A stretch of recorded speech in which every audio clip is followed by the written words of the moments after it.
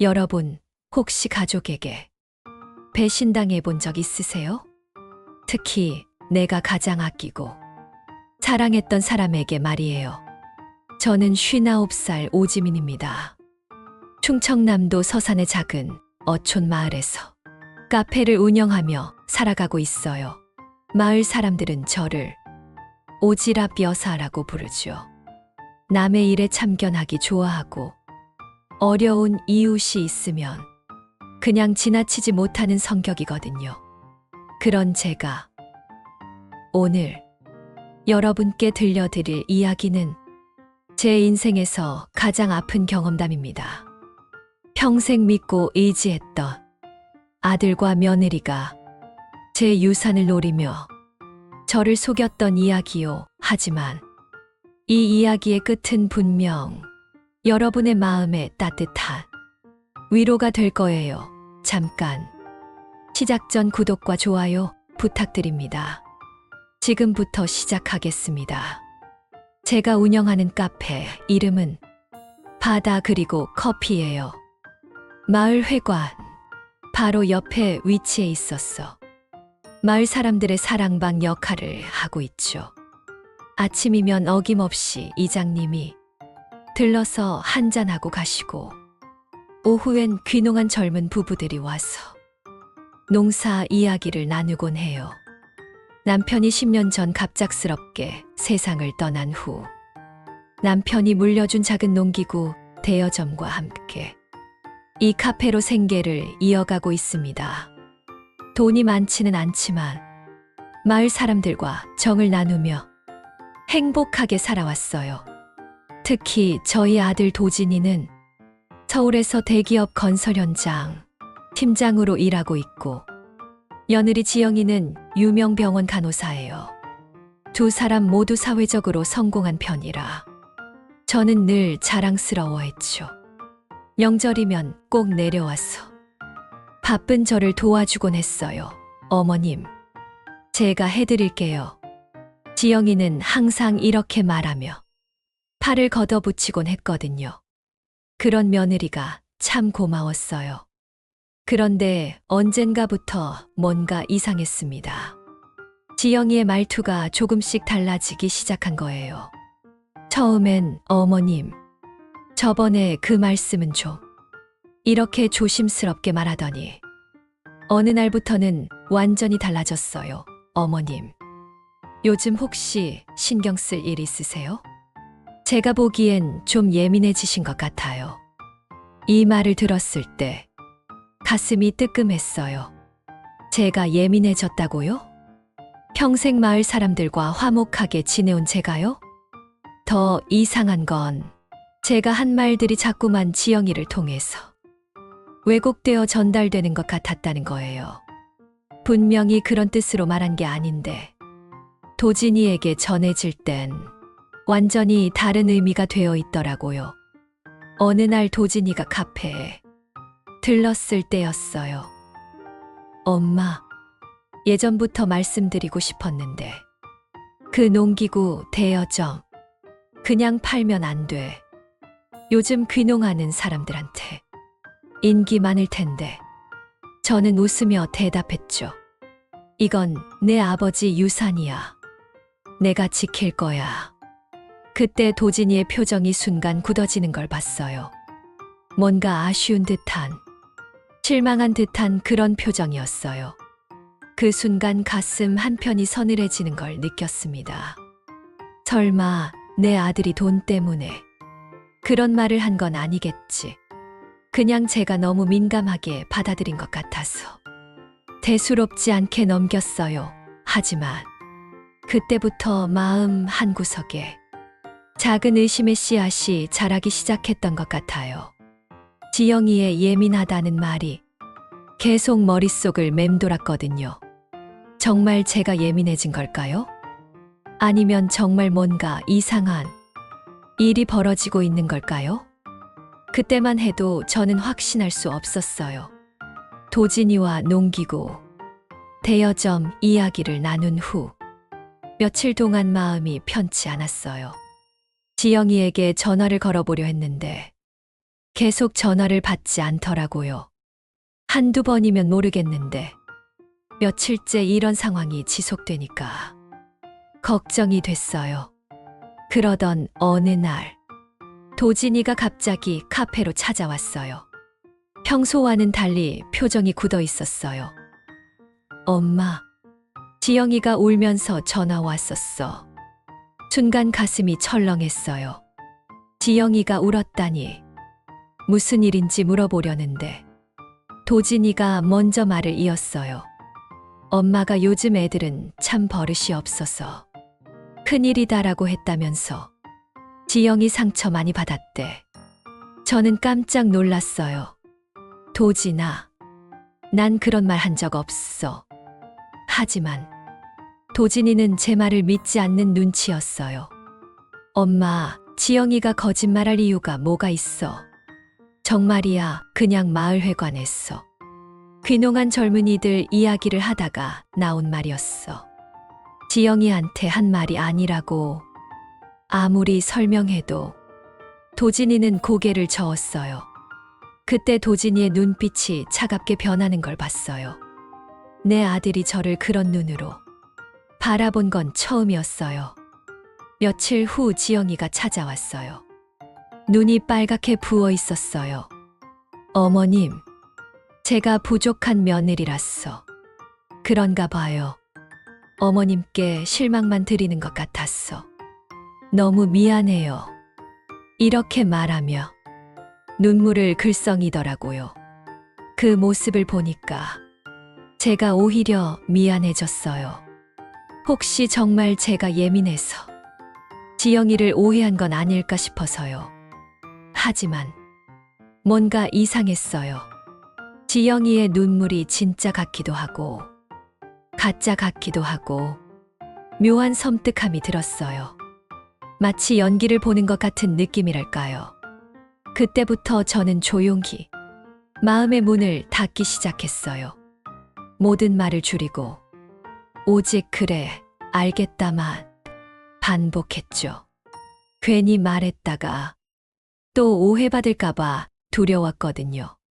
그런데 이상하게도 제가 말을 줄이니까 도진이와 지영이가 더 자주 연락을 하기 시작했어요. 마치 제가 뭔가 숨기는 게 있는지 확인하려는 것 같았어요. 엄마, 요즘 왜 이렇게 말이 없어? 혹시 어디 아픈 데라도 있어? 도진이의 걱정 섞인 목소리였지만 저는 왠지 그 걱정이 진심인지 의심스러웠어요. 정말 제 건강을 걱정하는 걸까요? 아니면 다른 이유가 있는 걸까요?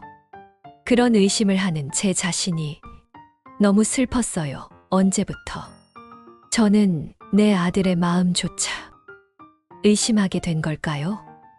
밤마다 잠을 이루지 못하며 이런 생각들 때문에 괴로워했어요. 그러던 어느 날 지영이가 카페에 들렀을 때였어요. 화장실에 급히 다녀오면서 핸드폰을 테이블에 두고 갔더라고요. 그런데 마침 문자 알림이 울렸어요. 처음엔 그냥 넘어가려 했는데 화면에 도진이 이름이 보이면서 메시지 일부가 보였어요. 여보, 엄마가 또 우리한테만 유산 얘기를 안 하는 것 같아 걱정돼. 나 너무 힘들어. 우리 이제 어떡해? 그 순간 머리가 하얘졌어요. 유산 얘기를 안 한다고요? 저는 유산에 대한 언급을 단 한 번도 한 적이 없는데 지영이는 도진이에게 마치 여러 번 이야기한 것처럼 말하고 있었던 거예요. 심장이 쿵 하고 내려앉았어요. 그제야 깨달았어요. 지영이가 저에게 접근한 이유가 무엇인지를요. 화장실에서 돌아온 지영이는 아무렇지도 않은 표정으로 핸드폰을 챙겼어요. 그 모습을 보니까 소름이 돋았어요. 저 앞에서는 착한 며느리 연기를 하면서 뒤에서는 도진이에게 전혀 다른 이야기를 하고 있었던 거예요. 어머님, 그럼 저 이만 올라갈게요. 도진 씨가 기다려요. 지영이는 평소처럼 밝게 인사하고 갔어요. 하지만 저는 그 자리에 멈춰 서서 한참을 생각에 잠겼어요. 그때 처음으로 느꼈습니다. 이 아이의 눈물은 진심이 아니었구나. 모든 게 계획된 연기였다는 걸 깨달았어요. 그날 밤, 잠을 이룰 수 없었어요. 머릿속으로 지금까지 있었던 일들을 다시 되짚어 봤어요. 지영이의 예민하다는 말, 왜곡되어 전달되는 제 말들, 그리고 오늘 본 문자 메시지까지. 모든 게 하나로 연결되었어요. 지영이는 처음부터 제 유산을 노리고 있었던 거예요. 그리고 저와 도진이 사이를 이간질시켰어. 도진이가 저를 의심하게 만들고 있었던 거고요. 하지만 아직도 믿고 싶었어요. 내 아들만큼은 아니라고. 도진이는 지영이에게 속고 있을 뿐이라고. 그래도 내 아들은 돈보다 어머니를 더 소중하게 생각할 거라고요. 하지만 마음 깊은 곳에서는 이미 알고 있었어요. 도진이도 이미 지영이 편에 서 있다는 거요.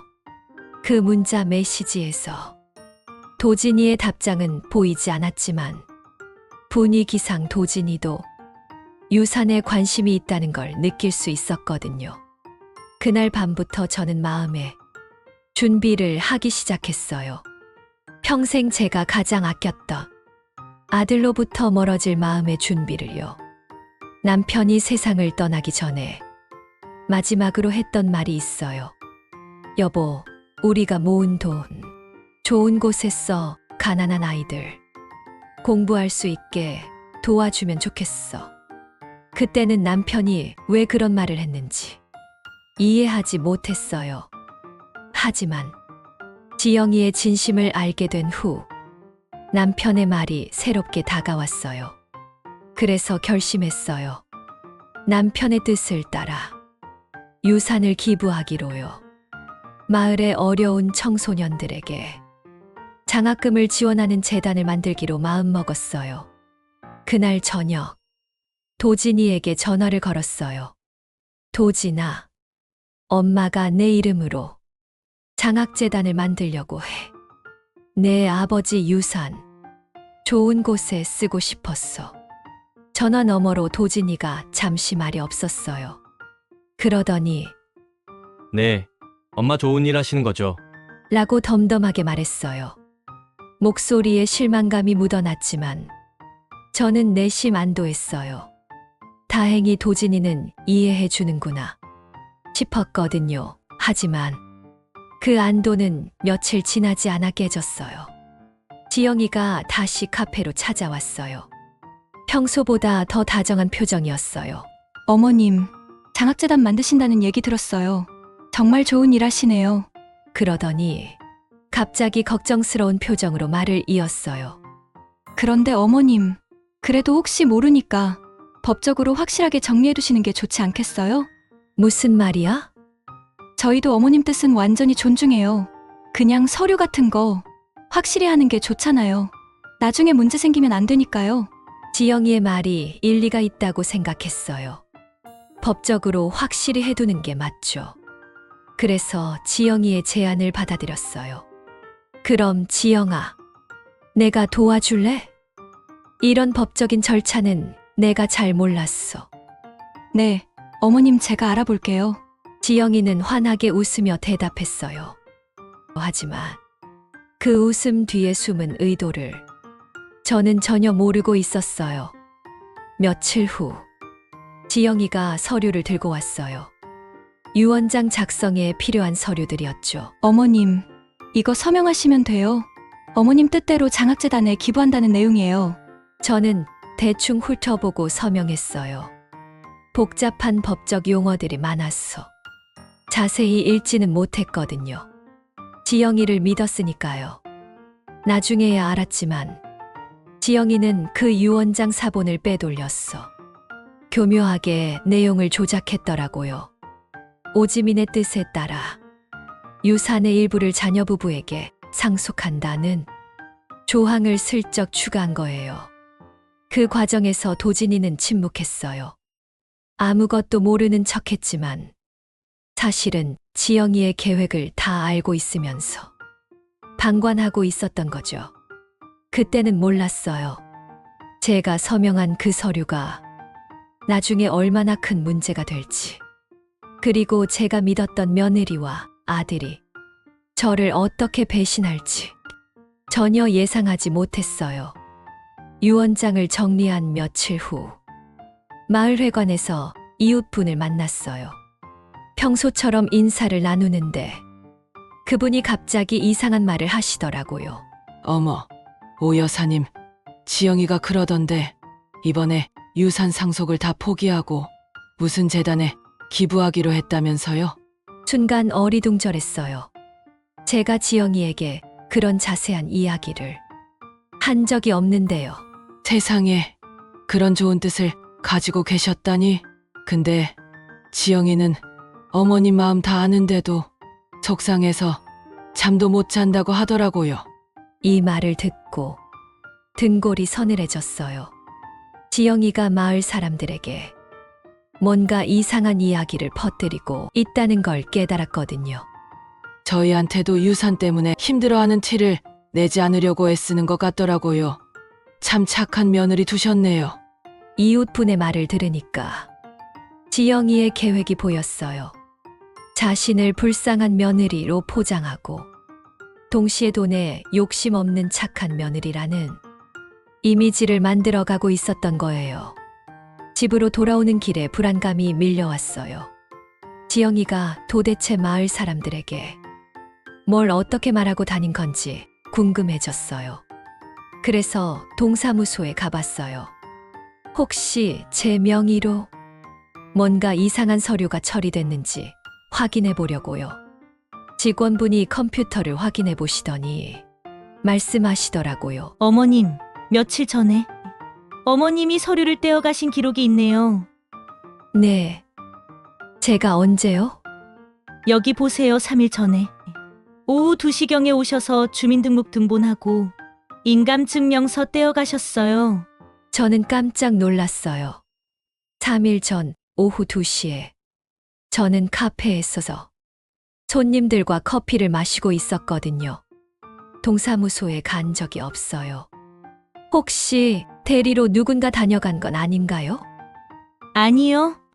본인이 직접 오셔서 신분증 확인하고 처리했어요. 여기 서명도 있고요. 서명을 보니까 제 서명과 비슷하긴 했는데 뭔가 어색했어요. 누군가 제 서명을 흉내낸 것 같았어요. 그때야 깨달았어요. 지영이가 제 행세를 하고 동사무소에 와서 서류를 떼어간 거였어요. 아마 유언장 조작에 필요한 서류들을 준비한 것 같았어요. 집으로 돌아왔어. 곰곰이 생각해봤어요. 지영이의 계획이 얼마나 치밀했는지 새삼 놀라웠어요. 마을 사람들에게는 착한 며느리로 이미지를 만들어 놓고 뒤에서는 제 서류를 조작하고 있었던 거예요. 그날 밤 정말 잠이 안 왔어요. 내가 믿었던 며느리가 이런 일을 저질렀다는 사실이 믿어지지 않았거든요. 그리고 더 무서운 건 도진이도 이 모든 걸 알고 있을 거라는 생각이었어요. 이제야 알겠더군요. 지영이의 착함은 모두를 향한 연기였다는 걸요. 그리고 그 연기의 목적은 오직 하나, 제 유산이었어요. 동사무소에서 충격적인 사실을 알게 된 후, 저는 바로 변호사 사무실로 향했어요. 이 문제를 법적으로 해결해야겠다고 생각했거든요. 변호사는 제가 가져온 유언장 사본과 지영이가 조작한 서류를 보고 경악했어요. 어르신, 이거 큰 문제네요. 원본 유언장과 내용이 완전히 달라요. 어떻게 다른데요? 어르신이 작성하신 원본에는 전 재산을 장학재단에 기부한다고 되어 있는데 여기 조작된 서류에는 재산의 일부를 자녀에게 상속한다는 조항이 추가되어 있어요. 변호사의 설명을 듣고 머리가 띵했어요. 지영이가 정말로 유언장을 조작했다는 걸 확실히 알게 된 거죠. 이건 명백한 문서 위조예요. 형사처벌까지 가능한 사안이에요. 그럼 어떻게 해야 하나요? 일단 증거를 더 확보해야겠어요. 동사무소 CCTV, 필적 감정, 그리고 주변 증언들을 모아보시죠. 변호사와 상담을 마치고 집으로 돌아오는 길에 도진이에게서 전화가 왔어요. 엄마, 변호사 선임했다는 얘기 들었는데 이게 무슨 일이야? 목소리가 평소와요. 당황한 것 같으면서도 어딘지 화가 나 있는 것 같았어요. 도진아, 지영이가 유언장을 조작했어. 뭐? 그게 무슨 말이야? 동사무소에 내 행세를 하고 가서 서류를 떼어갔어. 그리고 유언장에 너희한테 상속한다는 내용을 슬쩍 추가했고 전화 너머로 한참 침묵이 흘렀어요. 그러더니 도진이가 큰 소리로 말했어요. 엄마, 우리한테 상의도 없이 이게 뭐 하는 짓이야? 지영이가 얼마나 힘들어하는지 알아? 그 순간 가슴이 무너졌어요. 내 아들이 증거를 제시했는데도 며느리 편을 들고 있다는 걸 깨달았거든요. 도진아, 내가 이러고도 내 아들이라고 말할 수 있어? 엄마, 지영이가 언제 그런 일을 했다고 그래요? 엄마가 헷갈리신 거 아니야? 저는 처음으로 아들에게 소리를 질렀어요. 내 아버지가 남겨준 유산을 가지고 내 아내랑 나를 속이려고 했잖아. 그러자 도진이도 소리를 질렀어요. 엄마, 그냥 도이잖아. 어차피 혼자 사시면서 쓸 데도 없잖아요. 그 말을 듣는 순간 모든 게 끝났다고 생각했어요. 내 아들이 돈을 위해 어머니를 배신한다는 걸 확실히 알게 된 거죠. 저는 조용한 목소리로 마지막 말을 했어요. 내가 돈을 이야기할 때 나는 너와 내 아버지의 추억을 지키고 있었다. 하지만 이젠 됐어. 너는 더 이상 내 아들이 아니야. 그리고 전화를 끊었어요. 그날 밤 평생 처음으로 내 아들을 향한 사랑이 완전히 식어버렸다는 걸 느꼈어요. 변호사와 함께 차근차근 증거를 모아갔어요. 동사무소 CCTV에는 지영이가 제 행세를 하고 서류를 떼어가는 모습이 선명하게 찍혀 있었어요. 필적 감정 결과도 제 서명이 아니라는 게 명확히 나왔고요. 마을 이웃분들도 증인으로 나서주셨어요. 지영이가 평소에 유산에 대해 어떤 이야기를 했는지, 어떻게 자신을 불쌍한 며느리로 포장했는지 모두 증언해 주셨죠. 가장 결정적인 증거는 지영이가 친구에게 보낸 카카오톡 메시지였어요. 지영이 친구가 양심상 견딜 수 없었어. 저에게 제보해 준 거였어요.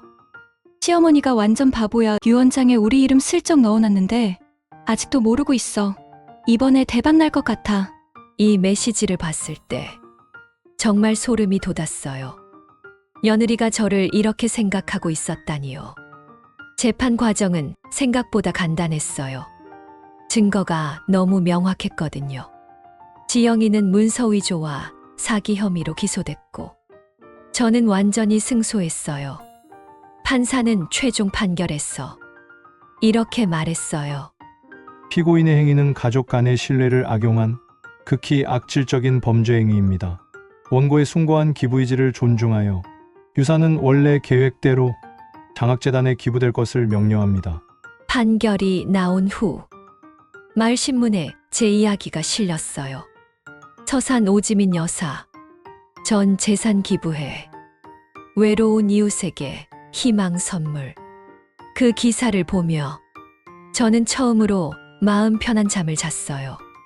더 이상 불안하지 않았고 더 이상 배신당할 걱정도 없었거든요.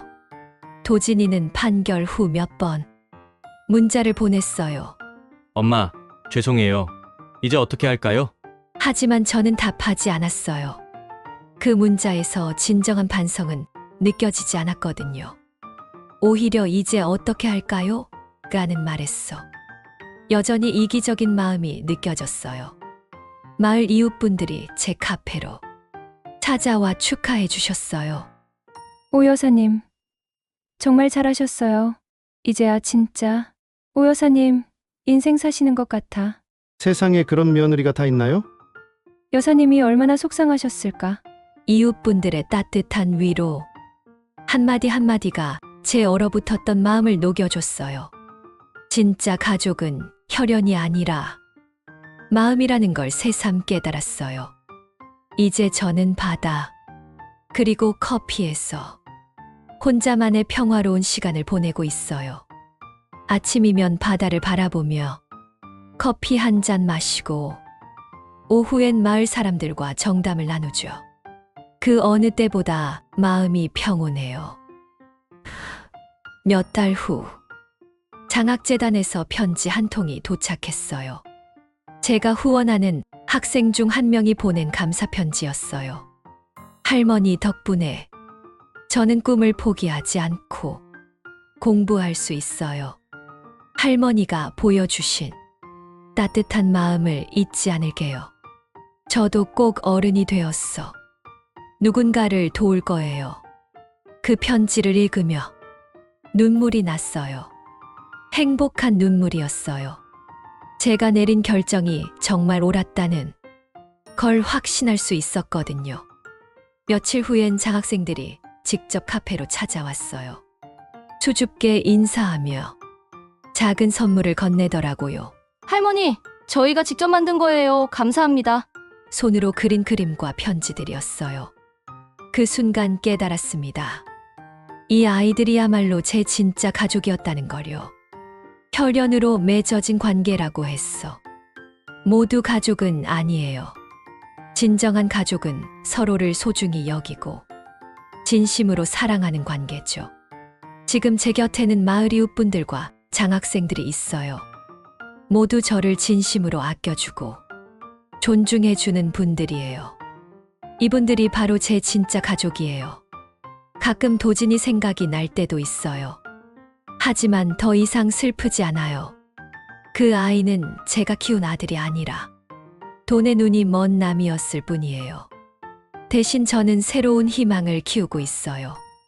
제가 후원하는 아이들이 훌륭하게 성장해서 언젠가는 또 다른 누군가에게 희망을 전해주는 사람이 되기를 바라고 있어요.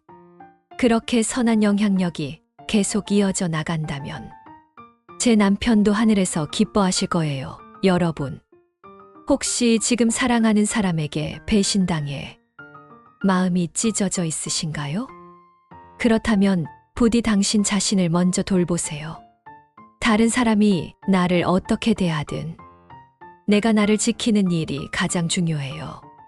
때로는 용기 내어 단호하게 선을 그어야 할 때도 있어요. 그것이 나를 지키는 일이자 진정 소중한 관계를 지키는 일이거든요.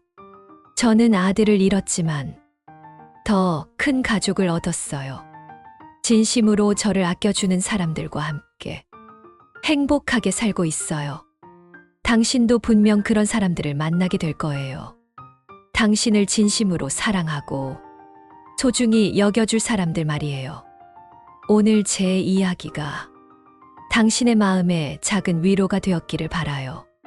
그리고 당신이 당신 자신을 더욱 소중히 여기게 되었다면 그것만으로도 저는 충분히 기뻐요.